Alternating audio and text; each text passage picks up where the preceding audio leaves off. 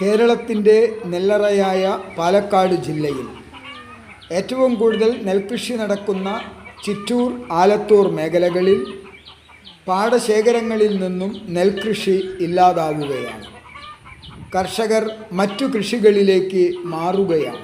നെല്ലിൻ്റെ വില യഥാസമയം കിട്ടാത്തത്, വളത്തിൻ്റെ അമിതമായ വില, കൂലിച്ചെലവിലുള്ള വർധനവ്, വന്യമൃഗങ്ങളുടെ ഉപദ്രവം, അങ്ങനെ നെൽകൃഷിയിൽ നിന്നും കർഷകർ പിന്മാറുന്നതിന് ഒരുപാട് കാരണങ്ങളുണ്ട്.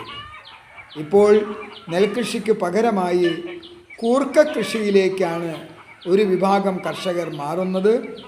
സമീപഭാവിയിൽ നെൽകൃഷി തന്നെ പൂർണ്ണമായി ഇല്ലാതാകാവുന്ന ഒരവസ്ഥയാണ് ഉള്ളതെന്ന് കർഷകർ വ്യക്തമാക്കുന്നു.